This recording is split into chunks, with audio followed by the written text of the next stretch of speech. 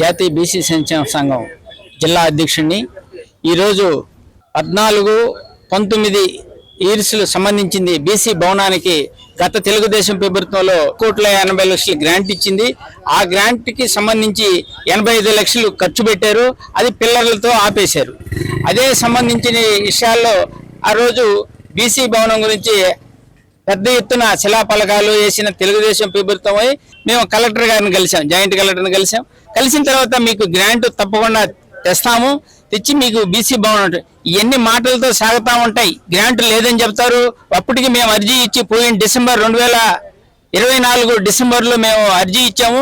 మళ్ళీ ప్రజెంట్ ఇప్పుడు అర్జీ ఇస్తున్నా ఇప్పుడు దాకా ఏమి నిద్ర లేదని కూడా బీసీ అధికారులకి మేము గుర్తు చేస్తున్నాం.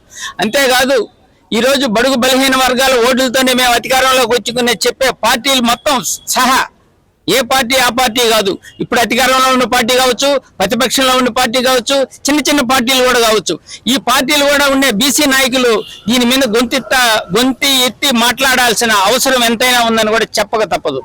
రెండో విషయము, ఇలాంటి శిలాఫలకాలు బీసీ భవనం శిలాఫలకాలు పగలగొట్టారంటే ఈరోజు బీసీలు తలకాయలు పగలగొట్టినట్టే అనుకోవాలని బీసీలందరూ గుర్తించాల్సిన రోజు ఇది ఆసన్నమైంది.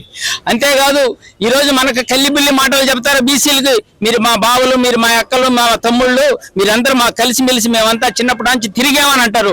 ఓటు వేయించుకున్న దాకానే బావ, అక్క, మావ అంటారు. కానీ ఓటు వేయించుకున్న తర్వాత నువ్వు గొల్లోడుగా, నువ్వు గౌడుగా, నువ్వు సాగలోడుగా, నువ్వు మంగళోడుగా అనే విభజించే పాలన ఈ రోజు మన జిల్లాలో పరిపాలన సాగుతుందని కూడా నేను శుభామని చెప్పక తప్పదు. బీసీ భవనానికి 2014-19 సంవత్సరంలో శంకుస్థాపనలు జరిగి కూడాను పిల్లర్ల దశలో ఆగిపోయింది.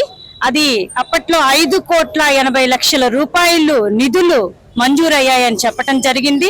ఆ విధంగా బీసీ సంఘం నేతలు చాలా సార్లు కూడాను అధికారుల దృష్టికి తీసుకురావడం జరిగింది. గత సంవత్సరము 8వ తేదీ జాన్వరిలో ఇంకా మీరు నిర్మాణం చేపట్టలేదు అని అధికారులకు అడిగినప్పుడు మేము మరలా పునరాలోచిస్తున్నాం ఈ విషయం మీద అని చెప్పి మాకు ఒక లెటర్ కూడా ఇవ్వడం జరిగింది.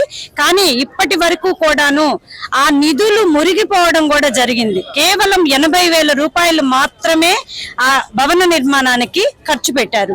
ఈ రోజు మళ్ళీ తిరిగి అనుమతులు వాటికి సంబంధించినవన్నీ మీరు చెయ్యండి అని చెప్పేసి కలెక్టర్ గారికి, జాయింట్ కలెక్టర్ గారికి వినతి పత్రం ఇవ్వడం జరిగింది. జ్యోతిరావు ఫులే బీసీ భవన్ గురించి అందరికీ తెలుసున్నటువంటి విషయమే.